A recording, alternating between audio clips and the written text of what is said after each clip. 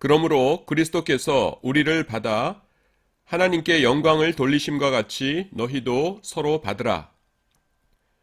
오늘은 고린도전서 13장부터 시작해 보도록 하겠습니다.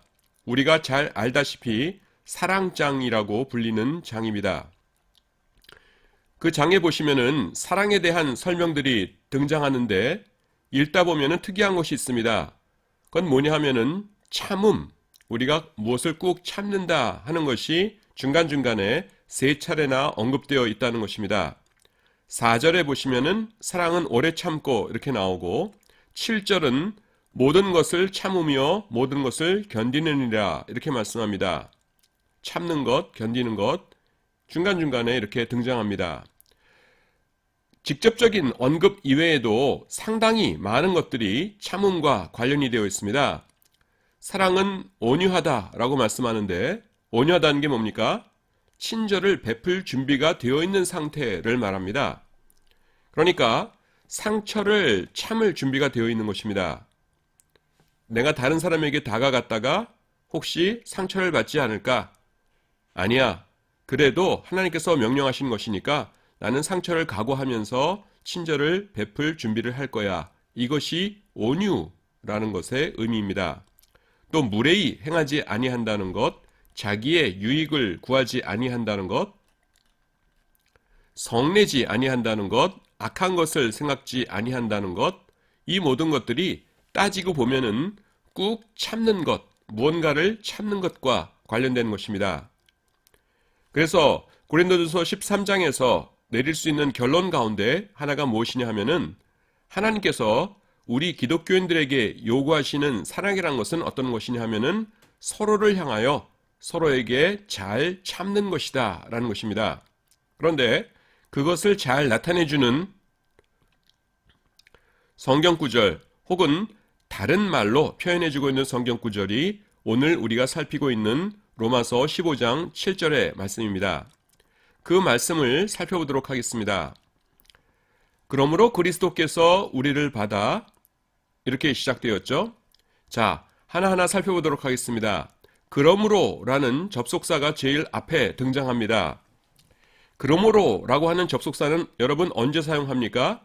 이 그러므로보다 앞에 있는 것이 그러므로보다 뒤에 있는 것의 원인이 될 때 어떤 원인이 있다. 그러므로 뒤에 이런 일이 생긴다.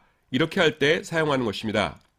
그렇기 때문에 이 그러므로의 뜻이 무엇인가 하는 것을 알기 위해서는 그 앞에 있는 구절들을 그 앞에 나오는 문장을 살펴보아야 합니다.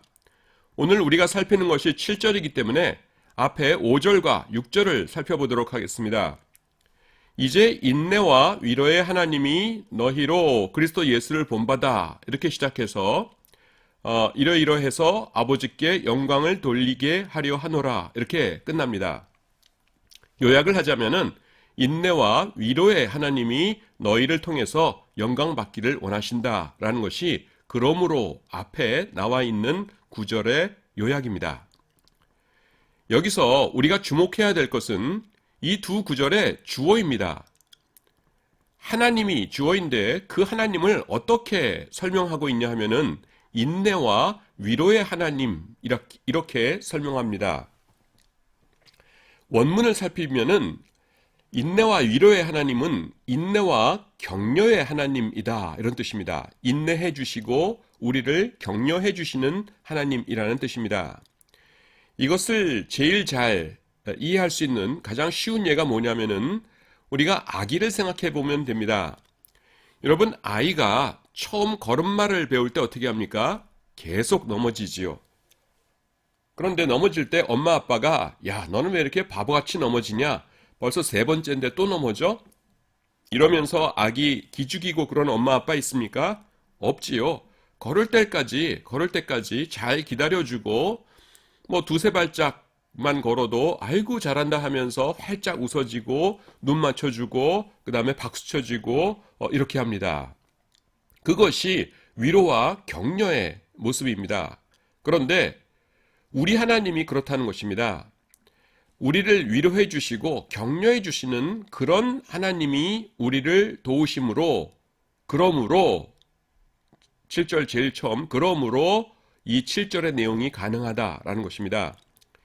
이 15장 7절에서 우리에게 어떤 명령을 주시는데 서로 받으라 라고 하는 명령을 주시는데 그 명령이 만만치 않은 명령입니다. 어려운 명령입니다. 그러나 우리가 그것을 할 수 있는데 왜냐하면은 5절 6절에서 소개해 주시는 하나님이 엄마 아빠가 아기를 격려하는 것처럼 늘 격려해 주시고 우리를 붙들어 주시는 참아 주시는 그런 하나님이시기 때문이다 라는 것입니다. 그것이 제일 앞에 등장하는 그러므로의 의미입니다.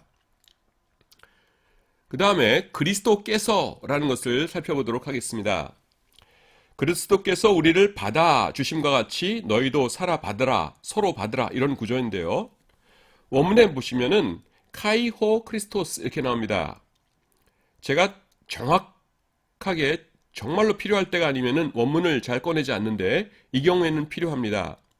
왜냐하면은 우리말 해석과 원문이 약간 다르기 때문입니다. 우리는 그냥 그리스도께서 이렇게 나오는데요.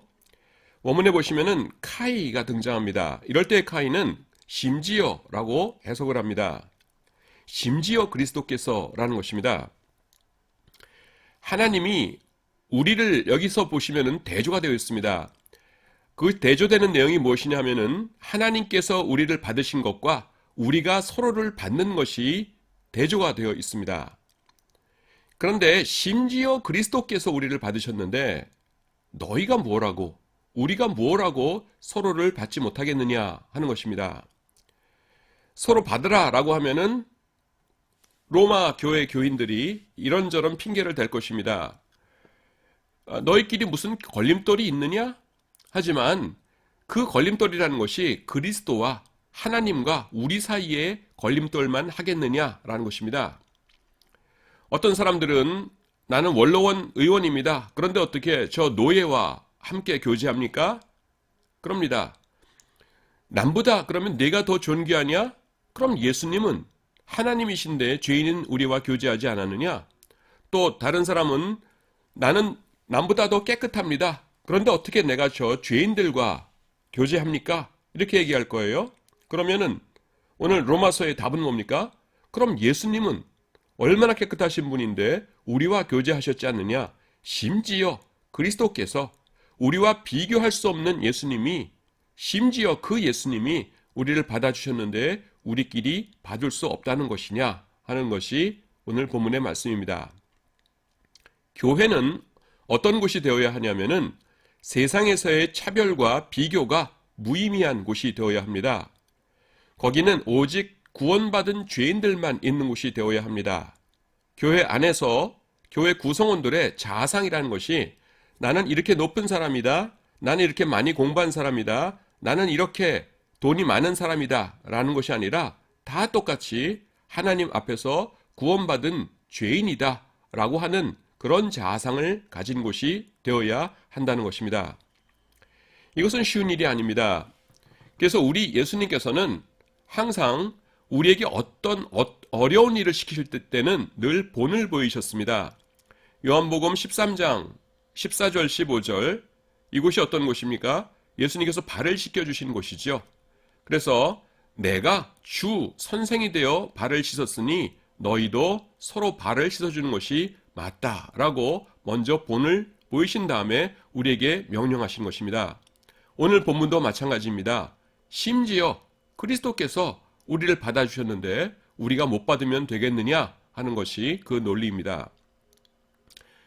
그 다음 그리스도께서 누구를 받아주셨냐면은 우리를 받아 이렇게 말씀하십니다. 우리는 당연히 우리이지요. 그런데 로마서에는 조금 특징이 있습니다. 로마서에서는 우리라고 할 때에 강조하고 있는 것이 무엇이냐 하면은 죄인이다 라는 것입니다. 여러분들 로마서를 한번 살펴보시기 바랍니다. 보시면은요 1장 18절부터 3장 20절까지 죄를 계속 나열하고 있습니다. 대단합니다. 수근수근 하는 자며 어떠한 자며 하면서 계속 나열을 합니다. 여러분 정수기가 있지요. 그러면 중간에 필터가 있지 않습니까? 그러면은 위에서 큰 것들은 걸러지고 밑에까지 오면서 어떻습니까? 불순물들은 다 걸러지겠죠. 이 로마서가 이 필터의 역할을 합니다. 앞에서. 로마 사람들은 어떻습니까? 그 당시 지중해 유역에 로마 제국의 수도였죠. 그러니까 상당히 프라이드들이 있었을 겁니다. 우리는 뭐 많이 배웠고 존귀하고 뭐 교양 있고 그랬을 겁니다. 그런 상태에서 복음을 받을 수가 없어요. 그렇기 때문에 로마서 1장 18절부터 3장 20절까지 하나님께서 용납하실 수 없는 죄의 목록들이 계속 이어집니다. 그걸 읽고 있으면 어떻습니까? 나는 죄인이구나 하면서 어딘가에서는 고꾸라지게 되겠죠. 그 다음에 그런 고꾸라짐이 하나님 앞에서 낮아짐이 있은 다음에 3장 21절부터 드디어 복음이 무엇인가 하는 것을 설명해 줍니다. 그것이 로마서라는 이 서신서의 큰 특징 중에 하나입니다. 그렇기 때문에 로마서에서 우리를 받아 라고 하셨으면은 우리 같은 이런 죄인들을 받아 라고 하는 그런 뜻입니다. 죄인인 나를 받아주셨다는 확신과 그런 감격이 있는 사람은 다른 사람을 쉽게 받아줄 수 있다는 것입니다. 하지만 내가 용서함 받고 하나님으로부터 용납을 받았다는 그런 경험과 확신이 없다면은 다른 사람들을 받기가 어려울 것입니다. 그렇기 때문에 그리스도께서 우리를 받으신 것처럼 그것을 먼저 똑바로 깨닫고 너희도 서로 받으라 이렇게 말씀하십니다. 그런 다음에 하나님께 영광을 돌리심과 같이 이렇게 말씀합니다. 그리스도께서 우리를 받으신 것처럼 너희도 서로 받으라 이런 문장이 아니라 우리를 받아서 하나님께 영광을 돌리신과 같이 너희도 서로 받으라 이렇게 말씀합니다. 그러니까 이게 무슨 뜻입니까? 우리를 그리스도께서 받아주신 것이 하나님께 영광이 되었다. 하나님께서 기뻐하시는 일이 되었다. 그러므로 너희가 서로 받아준다면은 그건 역시 하나님께 큰 영광이 될 것이다. 하나님께서 기뻐하시는 일이 될 것이다. 라는 것입니다. 하나님께서 도저히 용납할 수 없는 것 같은 죄인인 우리와 함께 교제해 주심으로 영광을 받으셨습니다. 마찬가지로 세상 사람들이 보기에는 도저히 서로 교제할 수 없을 것처럼 보이는 사람들끼리 교회 안에서 서로 용서하고 서로 교제한다면 그것을 통하여 하나님이 영광을 받으시게 된다는 것입니다. 그 다음 너희도 서로 받으라 라고 말씀하십니다. 서로 받아야 되는 이유를 앞에서 설명해 주셨지요. 하나님께 영광이 되기 때문입니다. 그런 다음에 받으라 라고 말씀하십니다. 좀 자세하게 보자면은 서로 영접하고 서로 이렇게 두 팔 벌려서 환영해 주어라 라는 뜻입니다. 우리가 서로 받을 때에 교회를 통해서 하나님의 사랑이 세상 속에 드러나게 된다는 것입니다. 어떻게 저런 사람들이 한 교회에 함께 섞여 있지? 어떻게 저렇게 높은 사람들이 교회 안에서는 저렇게 겸손하지? 어떻게 저렇게 낮은 사람들이 교회 안에서는 저렇게 당당하지? 사람들이 우리 교회를 보면서 이런 말을 할 수 있어야 합니다. 이 중에서 저는 특별히 요 세 번째 것을 좀 강조하고 싶습니다. 높으신 분들이 교회 안에서 저렇게 겸손한 모습을 보여주는 것, 그것은 한국교회가 많이 하는 것 같습니다. 굉장히 높은 고위직 공무원분들이 교회에 오시면은 이렇게 그 주차봉 들고 이렇게 주차하시고 또 주방에 가셔서 이렇게 어려운 일 하시고 이런 것을 많이 봅니다. 그런데 아직도 우리 교회에서 조금 힘든 것은 무엇이냐 하면은 세상에서 낮으신 분들이 교회 안에서 좀 당당할 수 있었으면 좋겠습니다. 돈도 없고 약하신 분들이 교회 안에서는 그 당당하게 이렇게 사람들을 대하면서 한 형제로 한 자매로서 순수하게 교제할 수 있는 그런 것을 우리가 좀 신경을 쓰고 추진해 나가야 되지 않겠나 이렇게 저는 생각을 합니다. 그 다음에 여기서 우리가 주목해야 될 것이 있습니다. 서로 받으라 라는 말씀이 있는데요. 이것이 문법적으로 명령형입니다. 현재 명령형 2인칭 복수입니다. 너희들은 받으라. 그래서 그 어떤 한 사람만이 아니라 복수형이기 때문에 이 편지를 받는 모든 사람들은 이 말씀에 순종해야 된다라는 것입니다. 여러분, 명령의 반대가 뭡니까? 권면이죠. 여러분, 권면과 명령의 차이가 뭡니까? 권면은 그냥 지켜도 되고 안 지켜도 됩니다. 내일 가능하면은 까만색 정장들 하고 오세요. 그 까만색 없으신 분들은 뭐 할 수 없습니다. 이건 권면이죠. 하지만 명령은 뭡니까? 꼭 지켜야 되는 것이에요. 서로 받으라는 것은요, 하나님께서 성경 말씀을 통해서 우리에게 주신 명령입니다. 그렇기 때문에 이것은 교회의 엄중한 의무예요.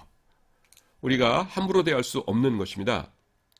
그리고 이것은요, 조금 문법적인 좀 지식이 필요한 것인데, 명령 중에서도 현재 명령입니다. 헬라어 로마서가 기록된 그 원어인 헬라어에서 이 현재 명령이라고 하는 것은 뭐냐면은 그냥 한두 번 하는 것이 아니라 계속해서 감당해야 될 명령이라는 것입니다. 교회가 존재하는 한, 그것이 진정한 교회라면은 끝까지, 처음부터 끝까지 감당해야 될 사명이다라는 것이 현재 명령형으로 기록되어 있는 그 뜻입니다. 그렇기 때문에 교회 안에서 서로 받아준다는 것, 대단히 중요한 일입니다. 그리고 여기 서로라고 한 것이 있는데, 우리의 받음은요, 어느 한쪽만의 과제가 아닙니다. 이것은 서로가 서로를 참고 받아야 합니다. 세상에서 높은 사람들이 낮은 사람을 받아주는 것도 중요하고요. 그런데요, 낮은 사람들이 높은 사람 받아주는 것도 대단히 중요합니다. 이 세상에서 좀 높은 분들, 소위 말해서 이렇게 좀 고위층이고 이런 분들은요, 이 낮은 분들 때문에 상처를 많이 받습니다. 얼핏 생각하면 낮은 분들이 높은 분들 때문에만 상처를 받는다 생각하는데 그렇지 않습니다. 그게 왜 그러냐면은 높은 분들은요, 낮은 분들에게 상처를 가하면서 내가 이러면 안 되지 하면서 그거를 자각을 합니다. 그래서 금방 고치고 내가 교만했구나 이걸 아는데, 예수 믿기 전에 세상에서 늘 낮은 위치에서 있었던 분들은 자기보다 높고 우월한 사람을 공격하면서 내가 지금 상처를 주고 있다는 인식 자체가 없어요. 왜냐하면 이런 분들을 실제로 대해본 적이 별로 없기 때문에. 그래서 상처를 주면서도 아무렇지도 않게 생각하고 내가 낮고 천하게 이렇게 고통을 당하면서 살아왔으니까 이 정도는 이 나보다 우월한 사람들은 당해도 돼 이렇게 생각을 합니다. 근데 이 위에 분들도 똑같은 인간이기 때문에 상처를 받으면 똑같이 상처를 받거든요. 그렇기 때문에 서로입니다. 서로. 하나님께서는 이 모든 상황을 미리 다 아시고 너희들은 높은 자가 낮은 자를 받는 것뿐만 아니라 낮은 자도 높은 자를 받아야 되고 서로 받으라 이렇게 주는 것입니다. 여러분, 언제 우리가 서로 받을 수 있습니까? 다른 사람들이 나를 참아줄 것이다 라는 확신이 있을 때, 내가 좀 부족하고 내가 좀 미숙하고 때로는 어쩔 수 없이 죄를 짓는다 하더라도 우리 교회에서는 나를 참아줄 것이다 라는 확신이 있을 때에 나도 그러면 다른 사람을 받아줘야지 하면서 다른 사람을 참아줄 수 있게 됩니다.